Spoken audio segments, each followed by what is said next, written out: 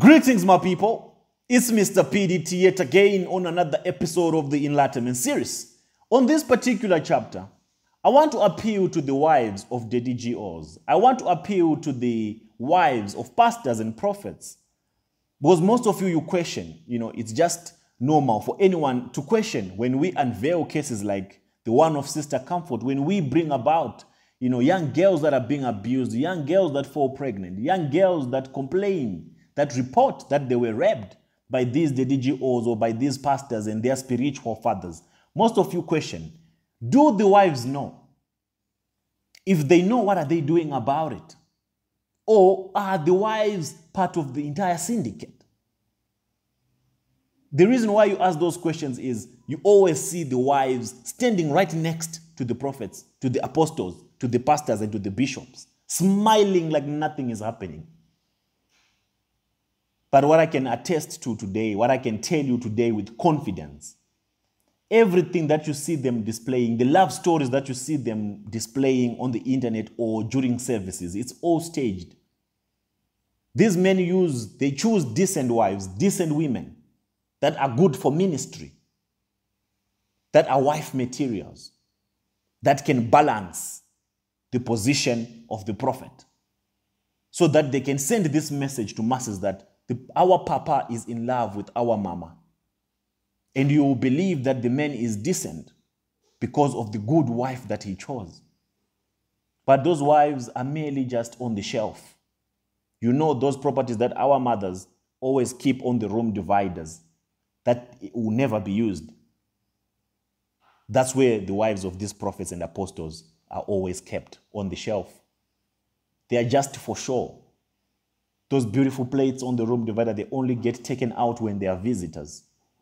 We all know those bowls that we never use on our normal days at home, that only get to be taken out of the dividers when there are visitors, special and important visitors.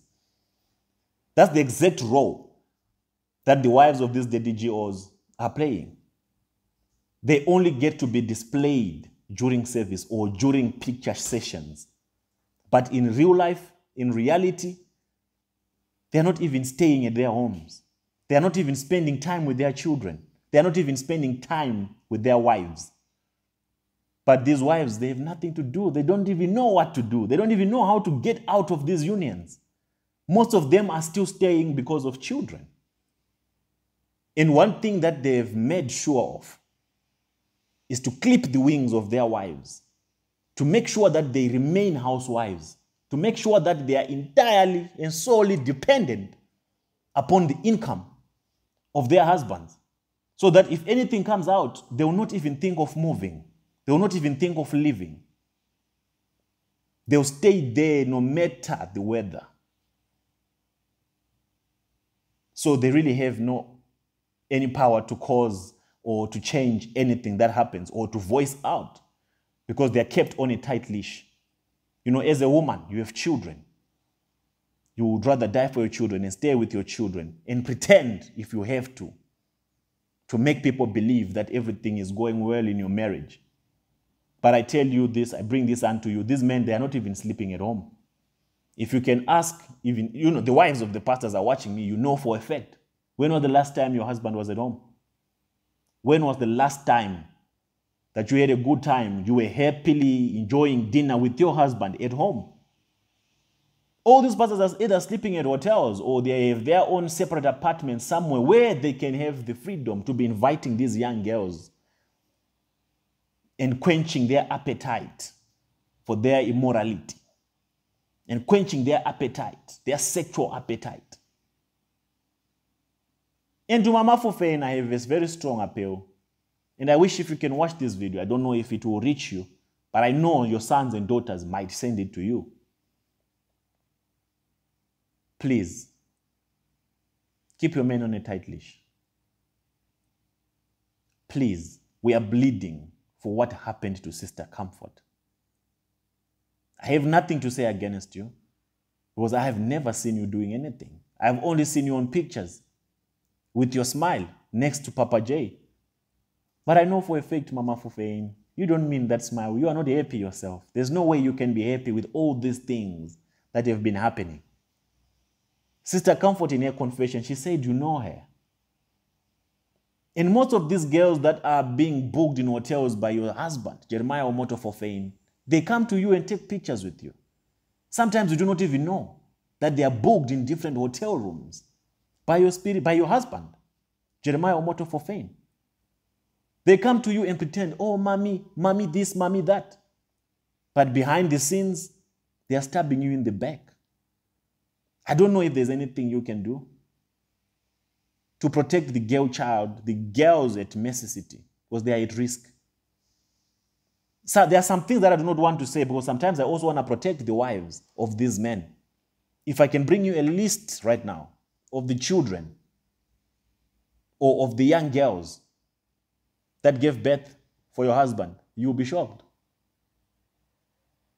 In South Africa, there's a child.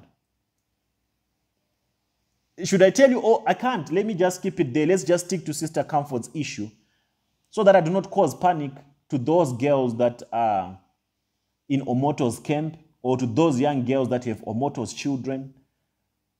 Because I know you start suspecting that one of them is giving me this information, but there is plenty of them that are tired, that are heartbroken, that really want to come out. But most of them are just still afraid.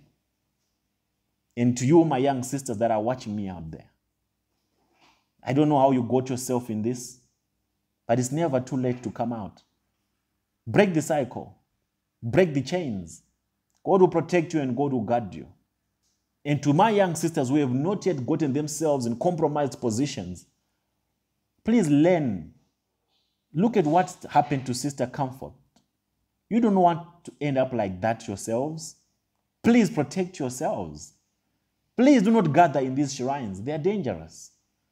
Please do not go to these shrines. They are vouchers. They will destroy your destinies. They will rob into your future. They will leave you, they will render you, to become vagabonds. They will take away your light, your glory, and everything. Be careful, my sisters. I know you all are living in this fast life where you want, the iPhone 11s, the iPhone 13s, 14s, and stuff like that. The new dresses, the stilettos, the heels, the new makeup. And the only way you can get those things is by sleeping with these men that have money. But these ones that are in churches, these ones that call themselves the DGOs, they are very dangerous. Especially to these ones that are in Mercy City. I tell you today, be very careful. Right now, there's another Namibian girl that has been there for a year plus. That young Namibian lady does not want to be at Mercy City anymore. She's staying in Goodness Lodge. Room 15. Should I go deeper? If you go to Goodness Lodge today in room 15, you'll find this Namibian lady that I'm talking about. I could have put a picture here. I could have called out her name right now. But just to protect, her identity and so on, let me just leave it there. It's not only in Goodness Lodge. Little Jeremiah, there's another Namibian lady who smokes. The one that is a bit bulky. I could have put a picture here again. But for the sake of keeping this conversation not too detailed, I'll just leave it there. These are not the only ones that are booked at Little Jeremiah Lodge. These are not the only ones that are booked at Goodness Lodge. Blessing was there. I spoke about Blessing. The one that was that caused the commotion again between Jeremiah Omoto and Mama Fufein. There is a time when Jeremiah Omoto's wife confronted Jeremiah Omoto Fufein about this Blessing who was staying in room 20. And you know what Jeremiah did when he was confronted? And Jeremiah loves them yellow. He loves them yellow bonds. All of them are yellow bonds. Jeremiah went to the extent of chasing his wife out of Mercy City. And he told his security personnel that, listen, do never allow my wife to come back in Mercy City ever again. Omoto Fufein. To you people that are in Mercy City, to the close people in Mercy City, you know this. And to the security personnel, you know this that I'm talking about. He chased his wife out that don't come back again here in Mercy City. But the security team told him, no, Papa, we don't enter there. We love you, Papa, but you want us to be in trouble. No, we don't want to be part of this.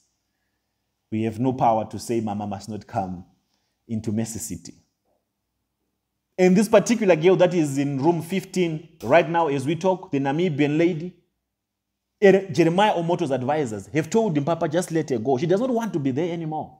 She wants to go back home. Because she's going through a lot there. You know, once they book you in there, they exchange you. If it's not Jeremiah today, it's probably his personal assistant, that young boy that organizes for Jeremiah Omoto for fame. They told him, Papa, let this young lady go. Oh, of course, Omoto wants to let her go, but the other challenge that Omoto has at this particular moment in time is money. The money is not enough. There are people that will be saying, no, what you're doing does not have an effect. The major financial supporters, this other guy that does oil, that deals in oil, this other, oil shark, withdrew his financial support, the owner of the private jet, that Omoto lies that it's his. It's not even his. Do you want me to keep going deeper? I'm just scraping the surface, just so that you know that there are some details that I know in Mercy City that are happening around Jeremiah Omoto for fame. Details that are coming from people that are also fed up, but they can't leave that shrine. And if Omoto is listening, he knows that this information that I'm talking about is not coming from, it's not gossip. It's not coming from grapevine. These are things that are happening on the ground. This is a sign to show you that people are still part of that shrine, but people are no longer there. They are there physical, but they are no longer there. So never underestimate or undermine the force of the Enlightenment series, and never underestimate the testimonials that are coming from the victims of Omoto for fame. Never underestimate them. You have no idea how much they are shaking the pillars of that shrine. His major financial supporters are no longer there. For him to carry the previous cross overnight, he had to go and borrow, asking for a loan of 30 million from the bank. And he is a man that claims to be a billionaire prophet. Billionaire for who? Billionaire my foot. Which money? Which billions? The owners of Mercy City are taking all the profits. And all the little money that you bring to Jeremiah Omoto's shrine is taken somewhere that you have no idea where it's being taken. That's why you find themselves confused there. They can't leave. Even if they want to, the money has been dealt with at some specific altars, at some specific shrines. Be very careful when you drop your seeds on those altars. Be very careful. Because you are setting yourself up. Most of the people, if not all of the people in Jeremiah Omoto's shrine, they are all in self-imposed prisons, prison cells. They have the keys. Trust me, they have the keys. And those keys are this information that I'm giving them. The keys are this information of kids missing. The keys are these testimonials of Sister Comfort. The keys are all these elements of Jeremiah Omoto's brutality that we are bringing to the public. But they can't use those keys to unlock themselves out and leave. They keep holding on to the keys, hoping one day the jail cell will disappear into thin air and they will be able to walk free. They're in self-imposed prisons. They want to break out, but they can't, even though they have everything that they need to break out. And the other influence that is keeping them there are the spells. And what solidifies these spells are the point of contacts that you people drop or that you exchange, material things that you exchange with Jeremiah Omoto for fame. You give him money, he gives you oil. You give him money, he gives you stickers, he gives you t-shirts. You give him money, and all that money you are giving him is being taken somewhere. That's why you find yourself giving when you don't even want to give. So to the mothers of the DGOs, to the spiritual wives of the DGOs, please intervene. Comfort's voice is very loud. Comfort's voice is groaning. She needs to be heard, and she will be heard. She will definitely be heard. And to my young sisters in these churches, stop doing what you're doing. I will give you an entire list of the young girls that are at Goodness Lodge.